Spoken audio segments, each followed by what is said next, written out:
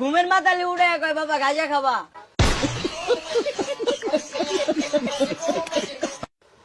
তুমি কি করো? ভিক্ষা করি। ভিক্ষা করো। এই ভিক্ষা করার টাকা তোমার বাবা কি করে? এদিক গাঁজা খায়।